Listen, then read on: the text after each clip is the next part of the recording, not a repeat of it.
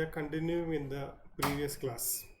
We are discussing about the problem statement, about the research problem. Now in the last slide we have discussed about the important aspect of the problem statement. This include area of concern for the study or the important focus of the study. And again, the research problem statement should indicate different variables what we are studying. Also, the problem statement should indicate the population or the participants of the study.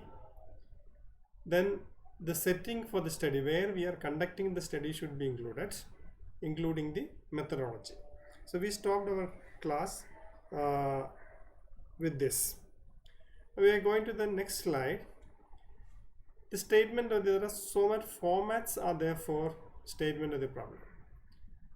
These formats, the commonly used is the declarative and interrogative formats, where interrogative format or the question format is the most commonest one. Then we have correlation statement and comparative statements. These are the two other formats. And comparative statement, there are two types of comparative statement based on the type of study. Thus, comparative study for the descriptive study format and the comparative format for the experimental study. So these are the two forms of comparative statements. So as a whole, there are four type of or the formats for statement of the problem: declarative format, interrogative format, correlational statement, and the comparative statement. And comparative, there are two types: for the descriptive studies and for the experimental studies. Now we'll see some of the examples.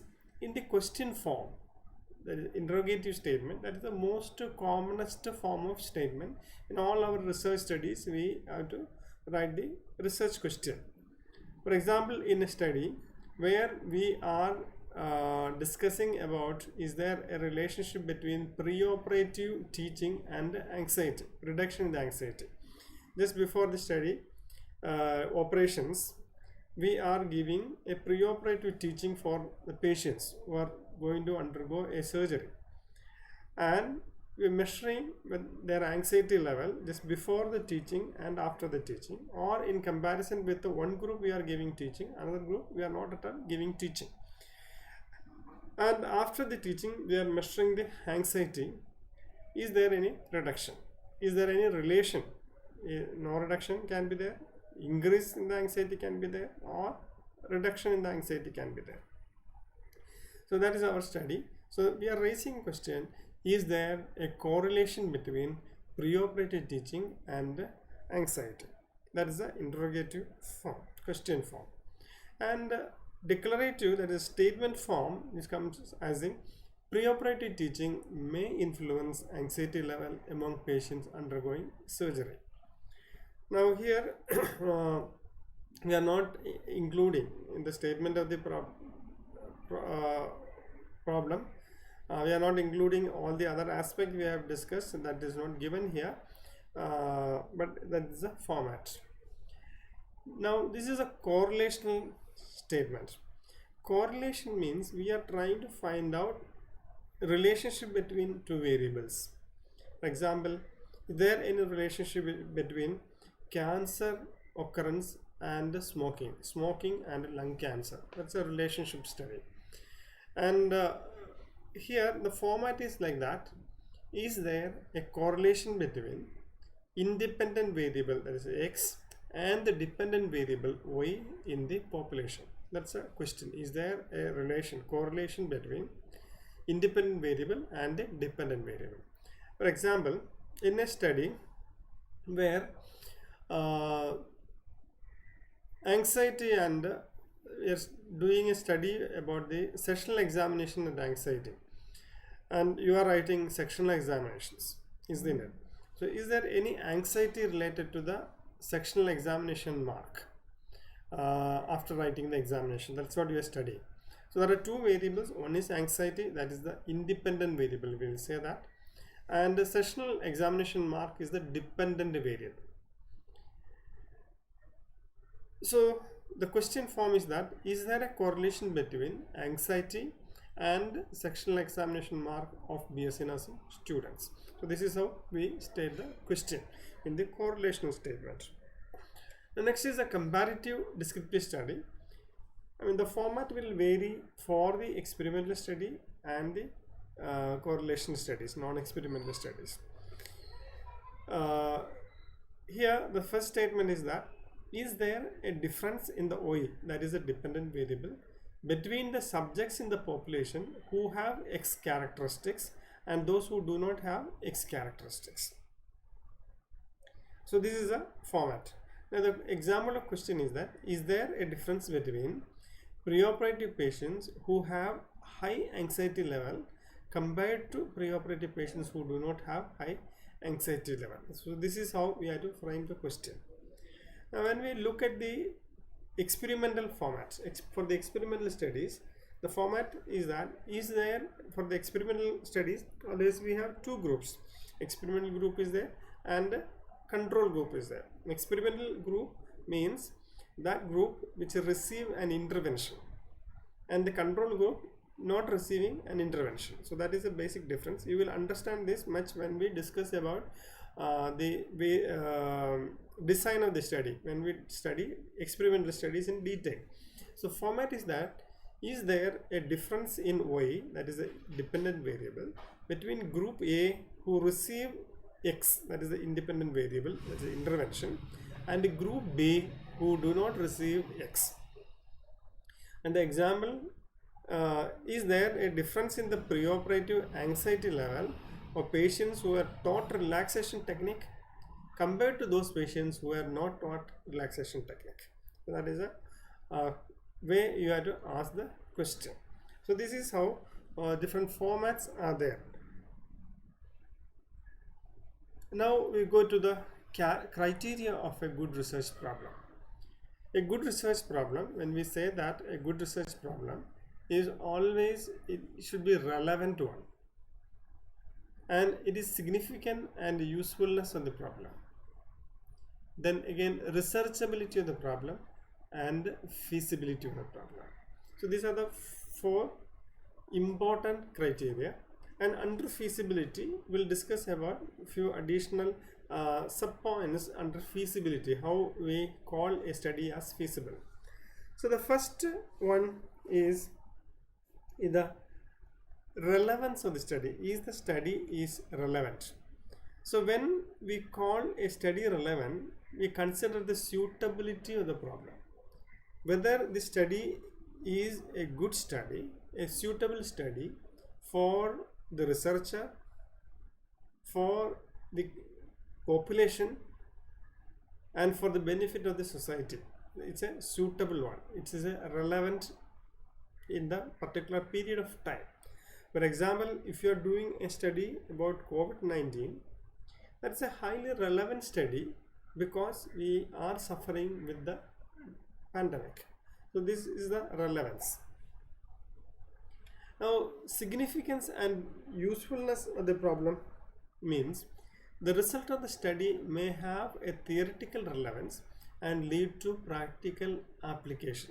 That is the significance and usefulness of the problem. Now, we always see that whether the study we are going to do, the problem that we are selecting, is a significant problem in nursing, where a nurse researcher can do, and that have some theoretical application and the practical application to nursing science.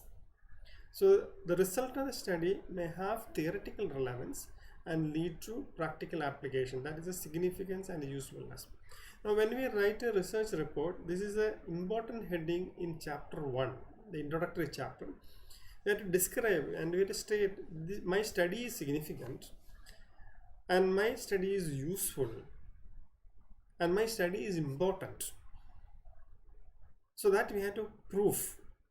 We have to write down several points under how the study is going to become a significant study.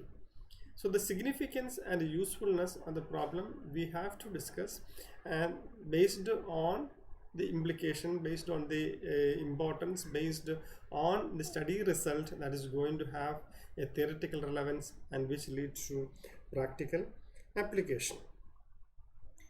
Now, researchability of the problem is the practicability of the problem.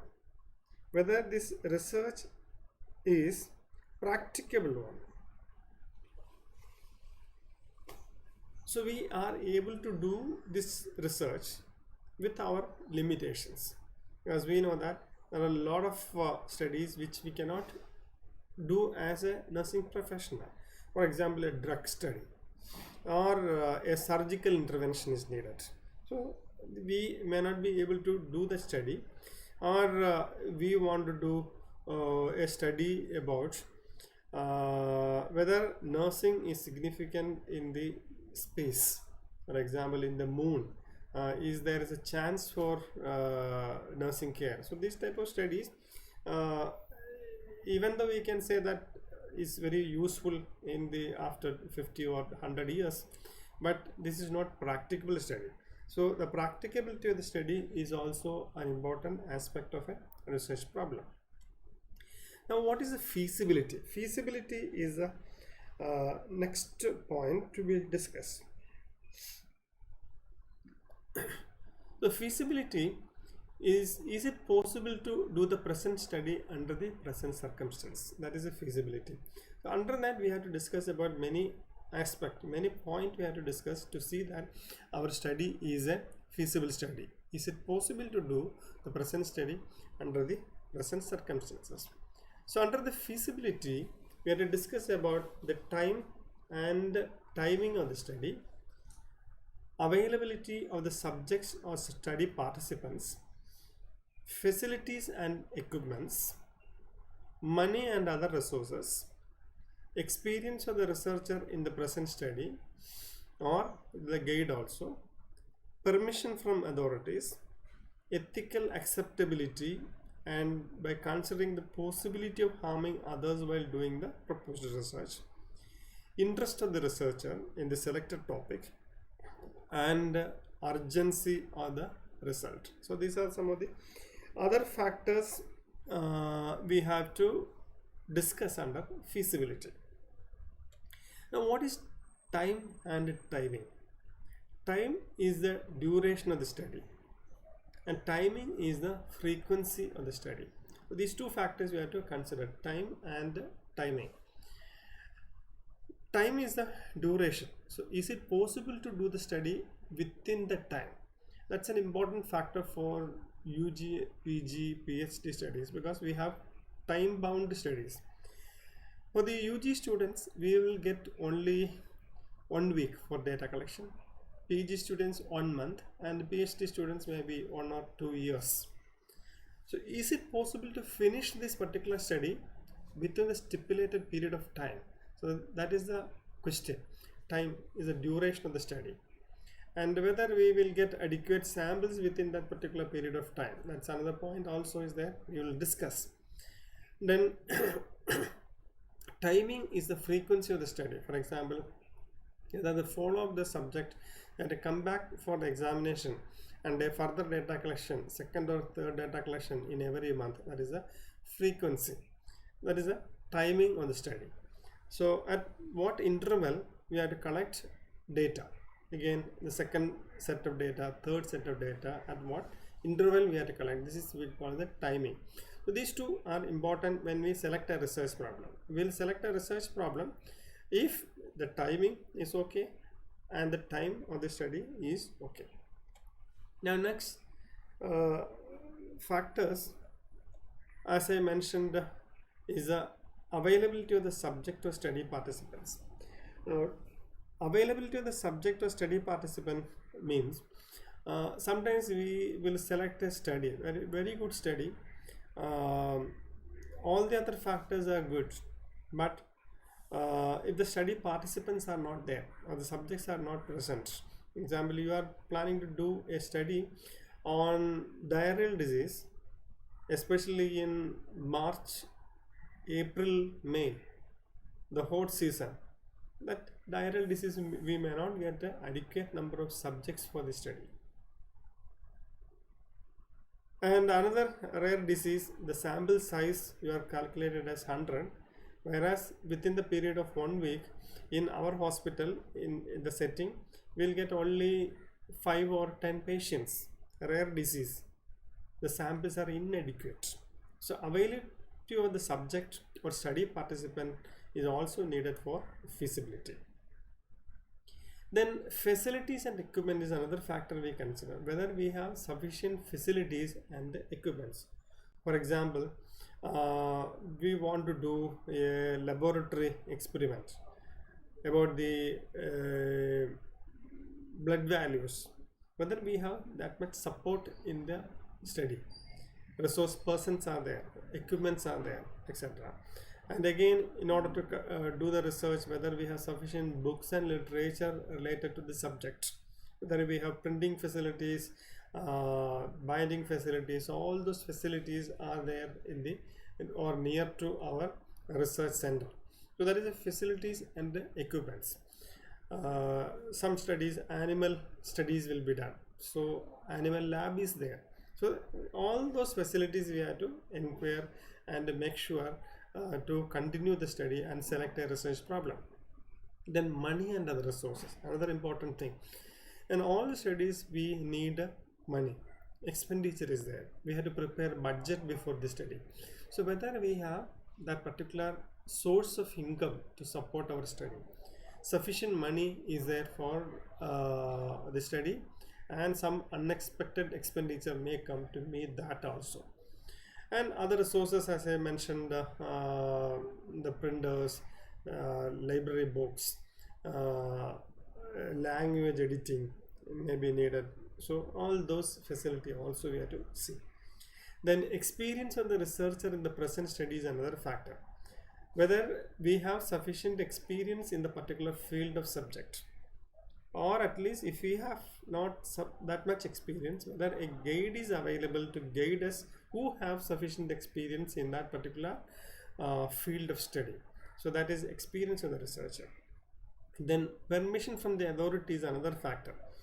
Sometimes it's a very beautiful study, timing, money, everything is good, experience of the researcher is also there, and it is highly relevant, significant study.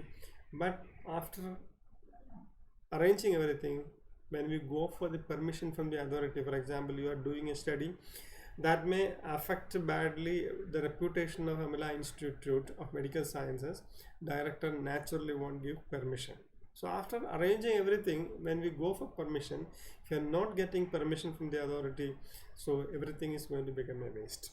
So that's also another important factor we have to think at the beginning of the study itself, whether we will get permission from the authorities. We should sought permission beforehand for selecting the problem itself. If you are not getting permission, leave the same place and choose another study, another feasible study. Then ethical acceptability is another important factor. For all studies, you have to, every institution, there is a institutional ethical committee, IEC is there, and IEC, without IEC's permission, it is not possible to do any study. And for publishing a research study also, journals ask for IEC approval. So at the time of selection itself, we have to think whether we will get a ethical clearance by considering the possibility of, is there any chance of harming others while doing the proposed research, whether there is a harm for the subject.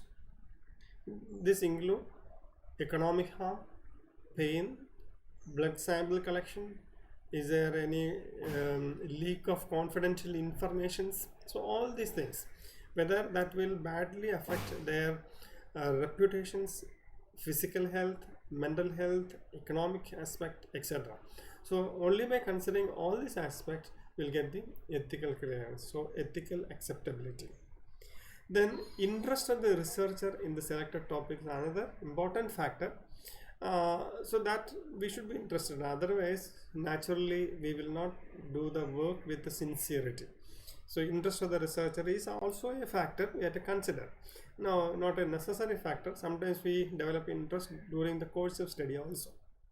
Then urgency of the result is another factor. Because now at present, if you are doing a study on COVID-19 vaccine, that's a very urgently we need. So normally it's a highly feasible study because we need urgent result. So these are the factors related to feasibility. So as I mentioned, a study should be, the criteria of a good research include should be a relevant study, should be significant and useful study, it should be a researchable one, and should be feasible one. Under the feasibility,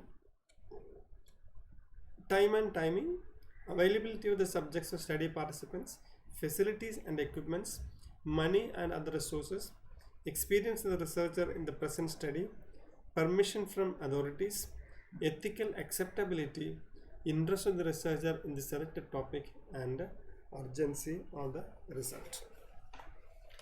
Now we go to the next aspect. This is all about the research problem. So once a study found to be feasible and we select the research problem and the problem is accepted. Normally in every colleges the students should come with a minimum of 3 or 5 problems, and that should be presented in front of institutional review board. Research review boards are there, which consists of so many research experts from the institution and outside the institution. So you have to present these topics in front of them. They will ask many questions to find out the feasibility of the study, and after that only they will accept the research problem. So and then only we'll go for the ethical clearance to IEC, as I mentioned before. So once the research problem is finalized, next is the statement of the purpose of the study.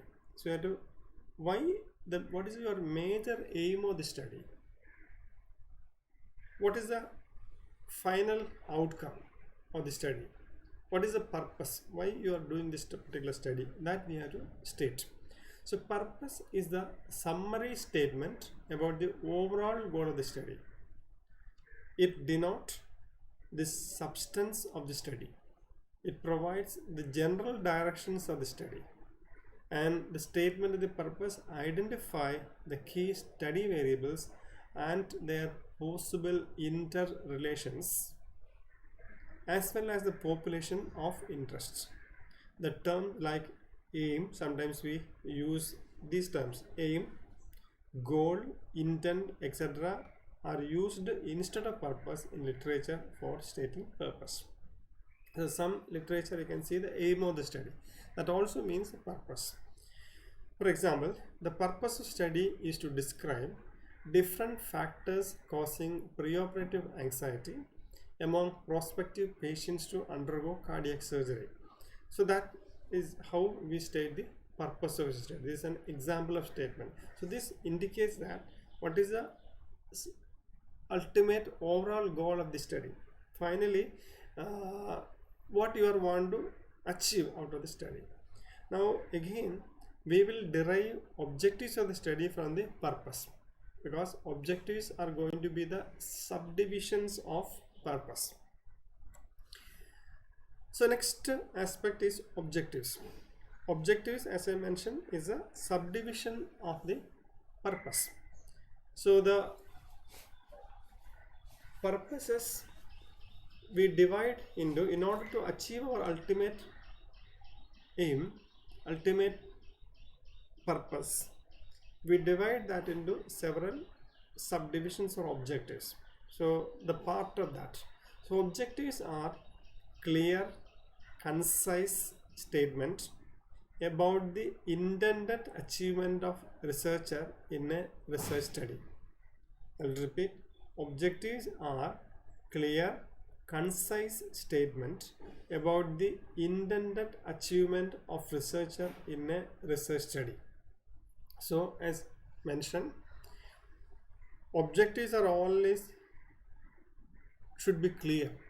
The clarity is needed. Whoever reading the objective should understand what you are going to do. And it's also not long, very large statement. but it is a concise statement, concise one. It should not be very long. It should be meaningful. At the same time, it should be short also, about the intended achievement of the researcher in a research study. Now, whole your study is determined by, or the whole directed by your objectives. The tools that you are going to select for the study, the methodology that you are going to adopt for the study, how you analyze and how you present your study, doing the interpretation of the study, all based on the objective. For example, the first objective will take, and then you do all this. For that, we need a tool, we need a methodology, we will find out the result based on the first objective. Then we'll go to the second objective. For second objective, all these things will be there. So the whole direction of the study, the nature of the study, the quality of the study is based on the objectives.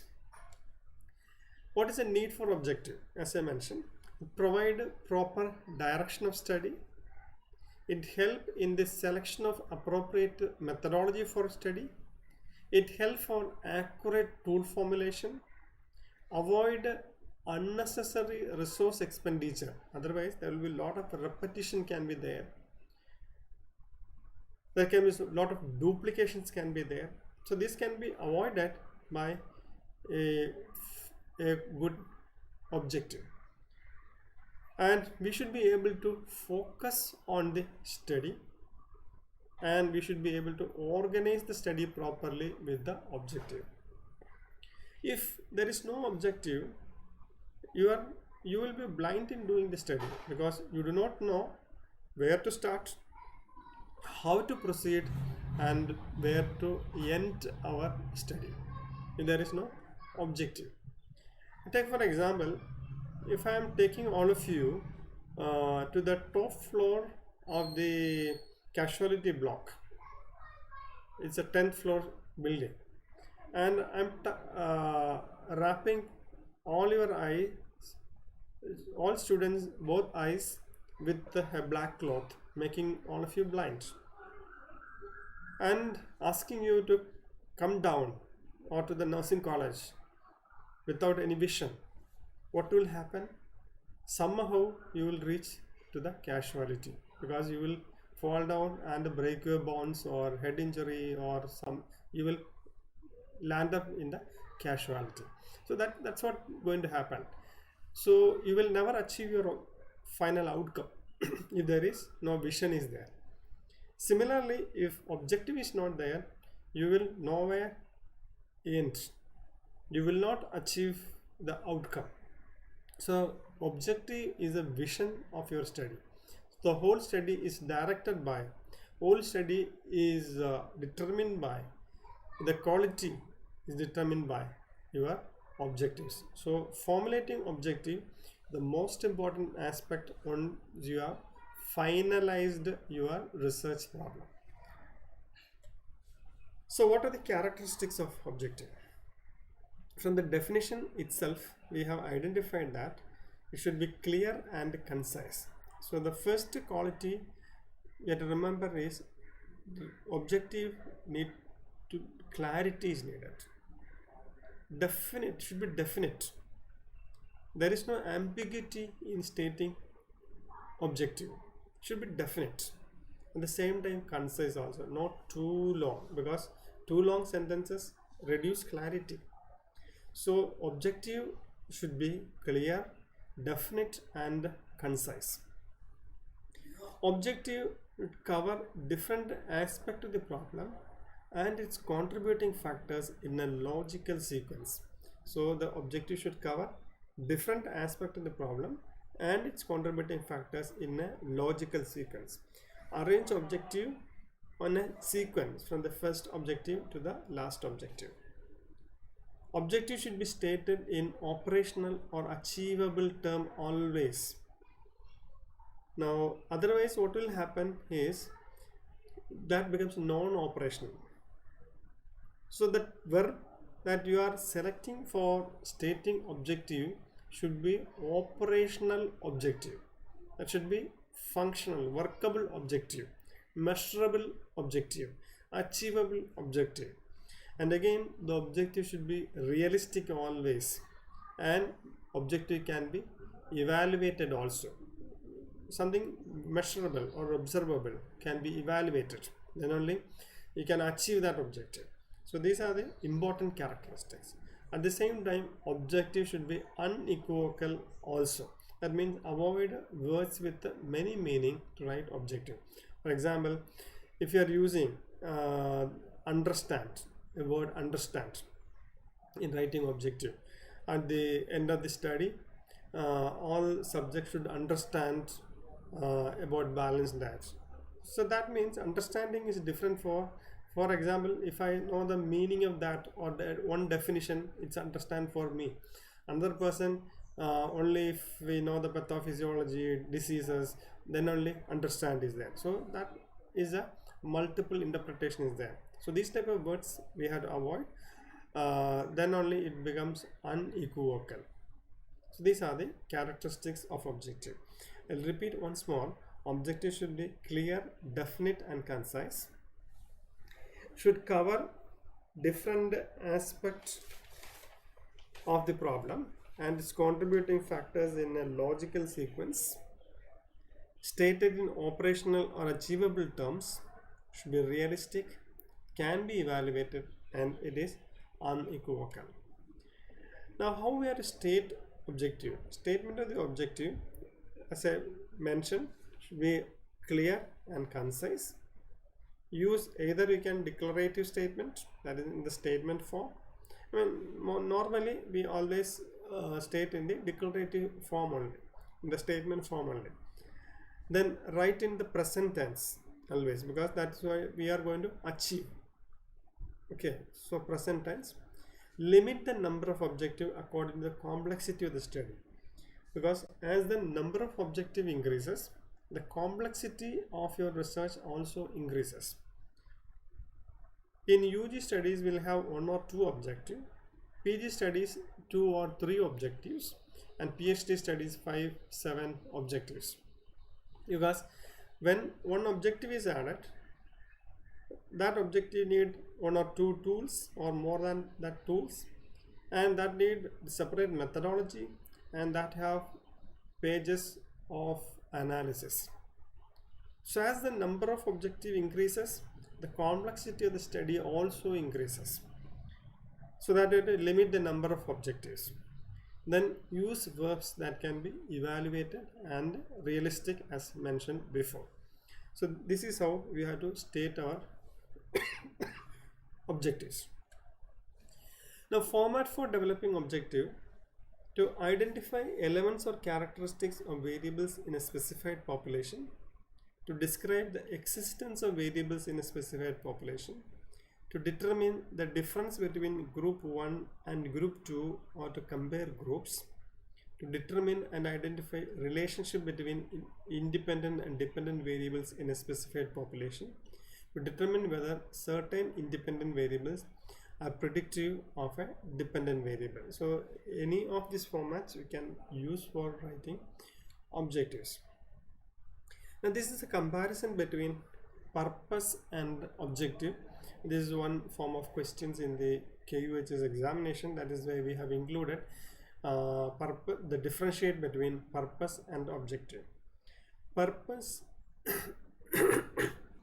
have discussed this, summary statement about the overall goal of the study, whereas objective is the specific statement about each aspect of study. Purpose provide general direction, whereas objective provide specific directions. Purpose is wide in scope, whereas objectives are concise and clear. Purpose is summative of objective, whereas subtotal of, when we add all objective together, that becomes a purpose, summative of objective, whereas objectives are the subdivisions of the purpose. Again, purpose more of theoretical orientation, whereas objectives are more of action oriented, because we are going to do we are going to do in the objectives. Then purpose is collective statement, whereas objectives describe separately about existence, differences, and relationship of variables. Purpose is less concrete, whereas objectives are more concrete. So we know that purpose is somewhat an abstract nature is there, whereas objectives are more of a concrete, rigid nature, because that is the backbone of the study. So this is the differences between purpose and objective. Then delimitation also we have discussed along with the initial class, the previous class of the research problem. What is delimitation? So delimitation is the narrowing down from a broader area of a research to a more specific area of inquiry. There are so many reasons are there why we are delimiting or narrowing from the broader area to the specific area of inquiry. Before going to the differentiation, I will give an example also. For example, we want to do a study about as a BSc nursing students, we want to do a study about the socio-economic background of BSc nursing students all over India. So we know that is a 1 week study. So it is not possible for our BSc nursing students to do the study for the whole BSc nursing students all over India. So that we had to limit our study from the whole India. We had to select one state, and we have selected as Kerala as our state. But again, there are too many colleges. There are around 140 colleges are there. So it is not possible. So we are delimiting the study further to one district.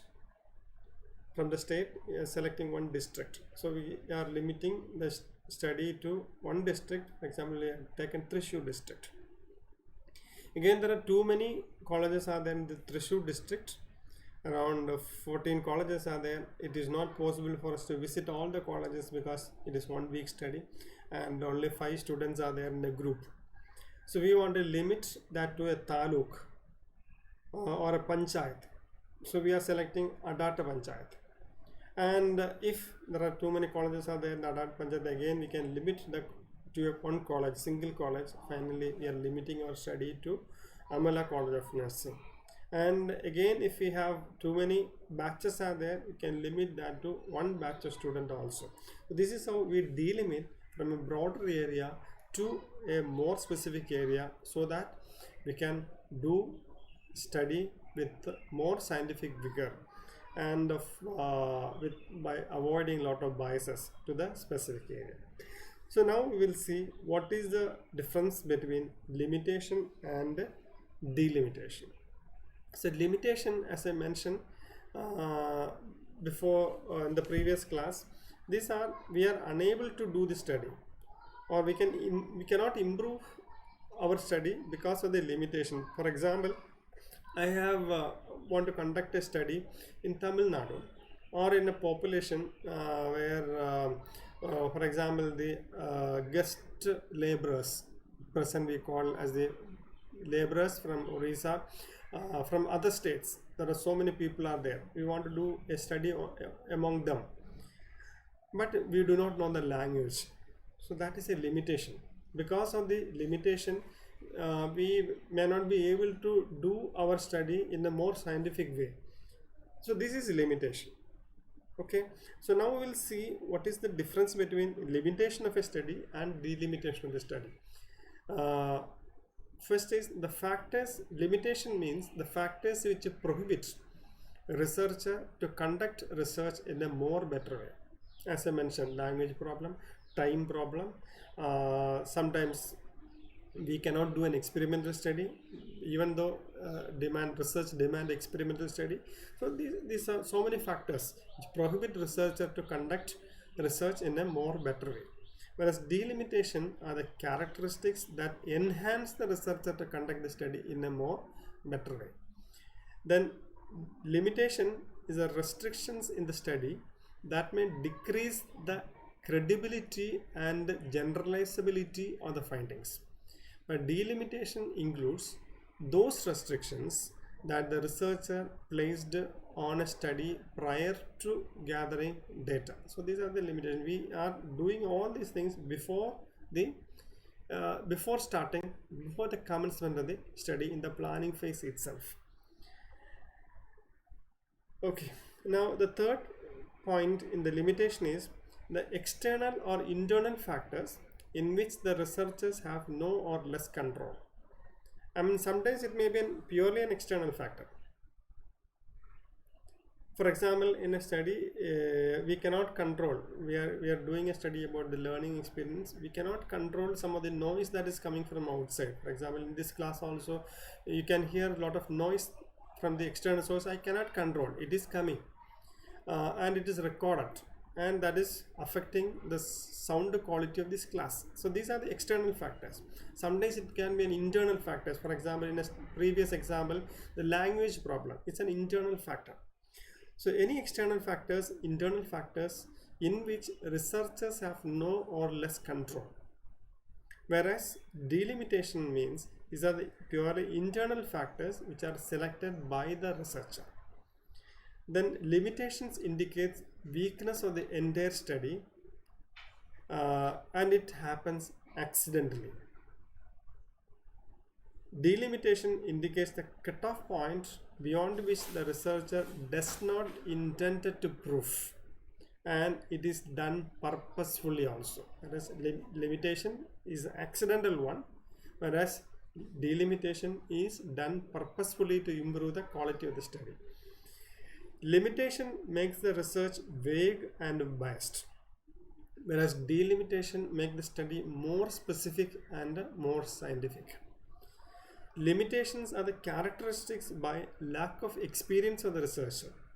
Okay, this occurs mainly because of the lack of experience, and sometimes it happens accidentally also. Whereas limitation demands more experience, creativity, and reasoning of the researcher, because delimitation becomes more fruitful because of the experience. Then limitation sometimes identified towards the end of the study, or during the conduct of the study, or at the end of the study only we will realize that, oh, this problem is there, so that act as a limitation. Whereas delimitation consciously done in the planning phase itself. So these are the major differences between limitations and delimitation. So then sometimes can be asked in the examination. So that's the whole chapter 2, and the notes and the examination will follow for this chapter also. So with that, we are stopping today's class with the chapter 2.